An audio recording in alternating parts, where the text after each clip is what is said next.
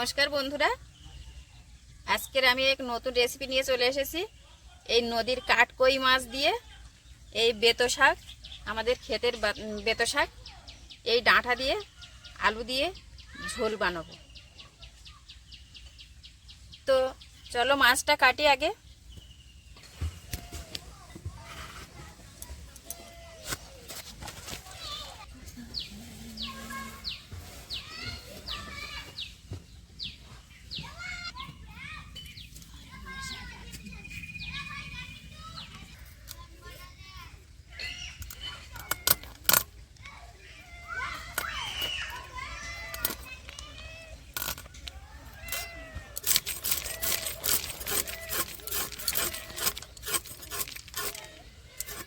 দেখো বন্ধুরা, এটা কিন্তু নোনা জলের মাছ।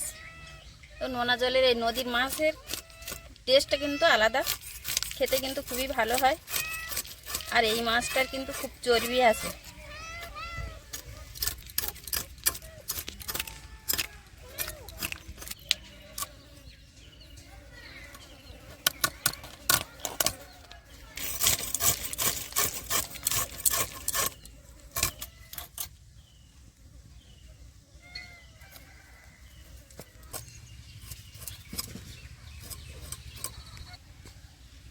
দেখো, আমি কিন্তু এভাবে গোটা গোটাই রেখে দেবো। দেখো বন্ধুরা, আমার মাছগুলো কাটা হয়ে গেছে। এবার কিন্তু আমি ধুতে যাচ্ছি, পুকুর থেকে ধুয়ে নিয়ে আসবো ভালো করে, তারপরে কিন্তু ভাজা শুরু করব। মাছগুলো ধুয়ে এনেছি আমি, এবার লবণ হলুদ মাখিয়ে নেবো।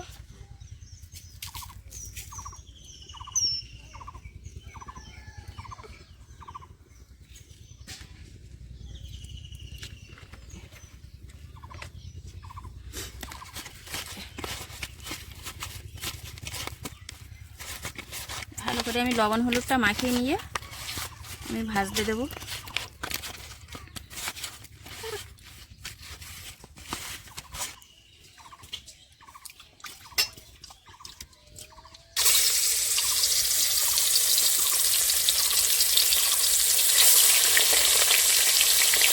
এরকম করে আমি তেলে ছেড়ে দিলাম। এই মাছটা ভাজতে ভাজতে আমি বেতো শাক আলু কেটে নেবো।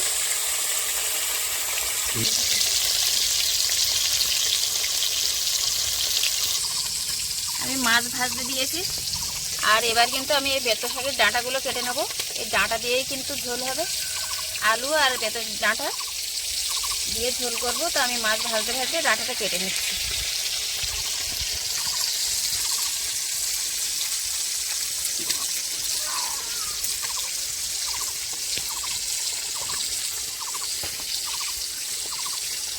এরকম করে কেটে নেব ডাঁটাগুলো।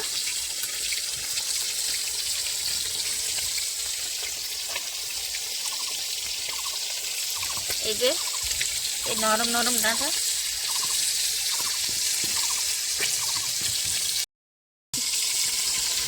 আমরা সবাই এরকম কচি শাক ঘন্ট করে খাই।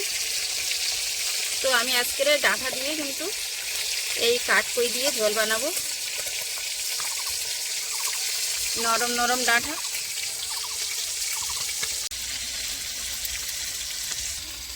আমার শাকের ডাঁটা কাটা হয়ে গেছে, আর এবার আমি আলুগুলো কেটে নিচ্ছি। মাছ ভাজা হলে আলুগুলো ভেজে নেব। এই যে এইভাবে কেটে নিলাম।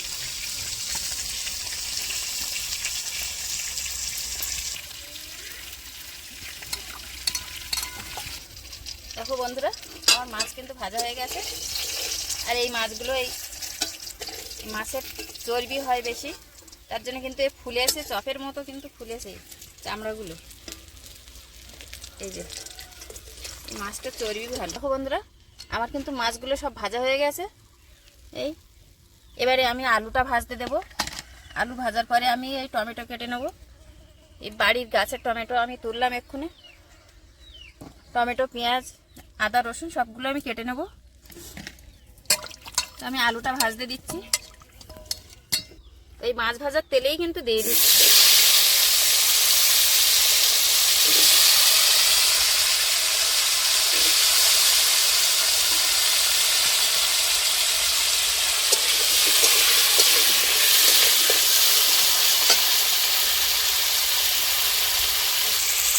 লবণ হলুদ দিয়ে দিচ্ছি।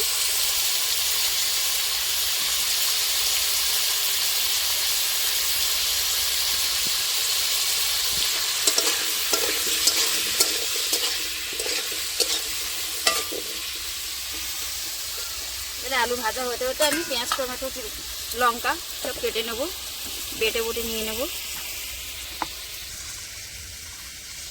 টমেটোগুলো কিন্তু আমার বাড়ির টমেটো, গাছের টমেটো, বাড়ির বেতো শাক। আর মাছটা কিন্তু বাজারের, নদীর মাছ, বাজারের থেকে কেনা। দেখো বন্ধুরা, আমার কিন্তু আলুটা লাল লাল করে ভাজা হয়ে গেছে। এবারে আমি 3-4টে কাঁচা লঙ্কা কেটে দিলাম। আর এর উপরে কিন্তু আমি ওই বেতের শাকের ডাঁটাগুলো দিয়ে দেবো।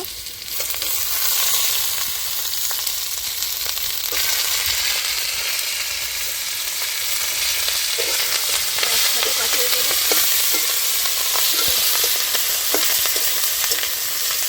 আলু ডাঁটা একসাথে সেদ্ধ হয়ে যাবে, তারপরে আমি এটাকে ঢেলে নেব।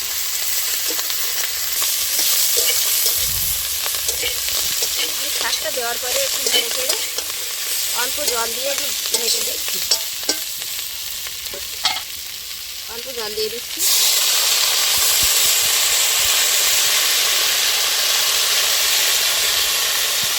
সেদ্ধটা হয়ে যাবে। আমি এবার মশলাগুলো বেটে নেব। তো আমার এই শুকনো লঙ্কা, জিরে, মরিচ, আদা, রসুন আমি সবগুলো একসাথেই কিন্তু বেটে নিচ্ছি।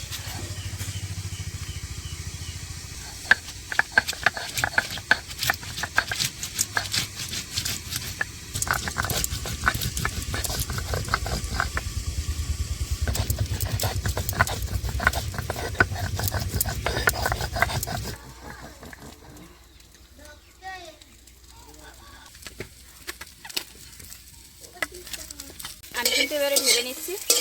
এই আলু আর এই শাকের ডাঁটা আমার ভাজা হয়ে গেছে, আমি ঢেলে নিচ্ছি। এই ঝোলের মশলাটা করার জন্য আমি তেল দিয়ে দিয়েছি। এবার ফোড়ন দিচ্ছি।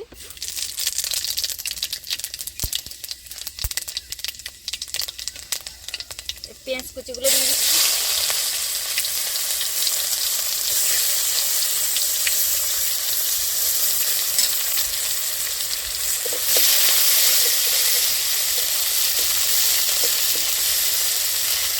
এবারে আমি টমেটোগুলো দিয়ে দিচ্ছি। টমেটোগুলো দিয়ে ভেজে ভেজে টমেটোটা গলে যাবে, তারপরে আমি এই মশলাটা দেব।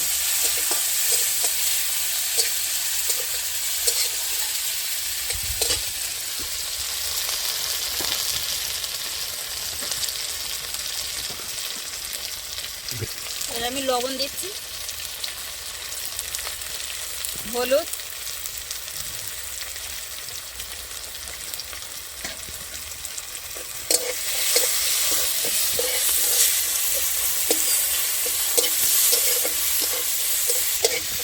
এবার আমি এই মশলাটা দিয়ে দিচ্ছি।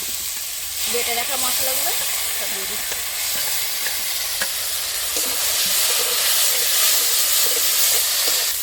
পাত্রটা দিয়ে অল্প একটু জল দিয়ে দিচ্ছি।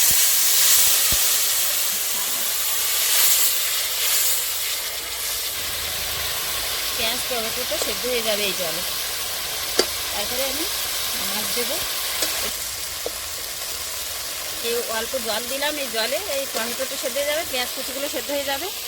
তারপরে আমি এই ভেজে রাখা আলু বেতো শাক দিয়ে দেবো, আর মাছ দিয়ে দেবো, দিয়ে ঝোলটা দেবো। তো আমার মশলাটা কিন্তু ভাজা হয়ে গেছে। এবারে আমি জল দিয়ে দিচ্ছি, মাছের ঝোলের জন্য জল দিয়ে দিচ্ছি।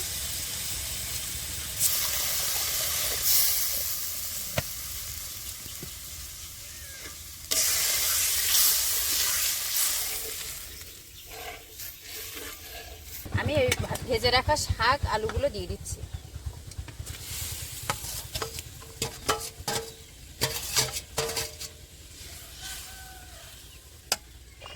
দেখো বন্ধুরা, আমার মাছের ঝোলটা কিন্তু ফুটে গেছে। এবার আমি এই ভেজে রাখা মাছগুলো, কাঠকই মাছগুলো দিয়ে দেবো। নদীর মাছ আর আমার ক্ষেতের বেতো শাক, বাড়ির ক্ষেতের আলু খেতে কিন্তু খুব টেস্টি। আর এই মাছটাও এমনি টেস্টি, এই মাছটা ভালো চর্বি হয়।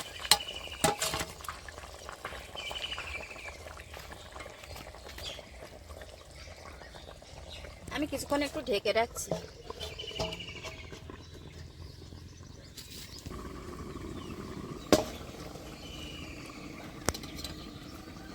এবার কিন্তু আমি ঢাকাটা খুলে নিচ্ছি।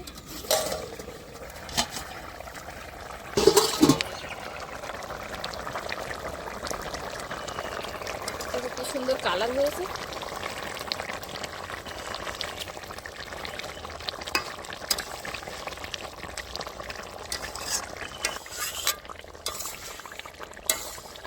দেখো বন্ধুরা কি সুন্দর একটা কালার হয়েছে, সেনও একটা কিন্তু অন্যরকম সেন লাগছে।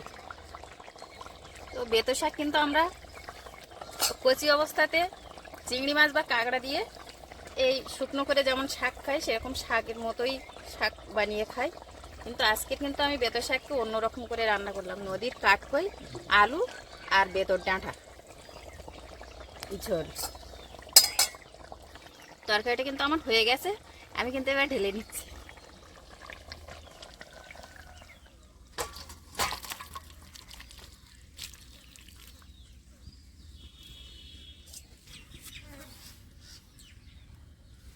তো বন্ধুরা আমার তরকারি কিন্তু রেডি। এই নদীর কাঠকই মাছ, বেতো শাক, আলুর ঝোল। তো আমার এই তরকারিটা কেমন হলো তোমরা অবশ্যই কমেন্টে আমার জানিও। ধন্যবাদ সবাইকে।